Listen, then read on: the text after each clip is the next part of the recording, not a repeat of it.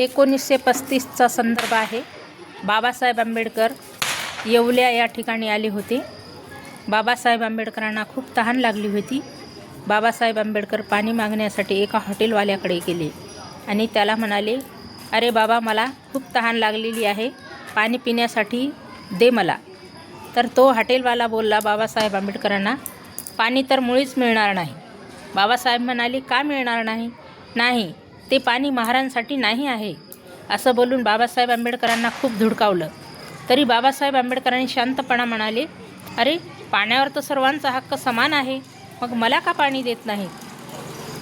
तो म्हणला, मुळीच मिळणार नाही पाणी। बाबासाहेबाचा राग खूप अनावर झाला आणि बाबासाहेब आंबेडकर तिथून वेगाने निघून गेले। बाबासाहेब आंबेडकरांनी संकल्प केला की आज माझ्या समाजाची काय दैना आहे, जर मी एवढा शिकून जर मला लोक असं करतात तर माझ्या समाजाचं काय असेल। त्यावेळेस बाबासाहेबांनी संकल्प केला येवल्यालाच की 56ला मी दीक्षा घेणार आहे, असं जाहीर करून टाकलं बाबासाहेब आंबेडकरांनी त्या कार्यक्रमामध्ये।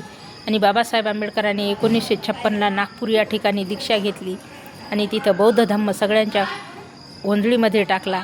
बाबासाहेब आंबेडकरांनी धम्मदीक्षा दिल्याच्या नंतर सर्वांना अधिकार समान मिळाला आणि बाबासाहेब आंबेडकरांनी सर्वांसाठी पाणी खुले करून दिले। कोणी नीच नाही, कोणी उच्च नाही, असे बाबासाहेबांनी सर्वांना सांगितले। आणि जय भीम।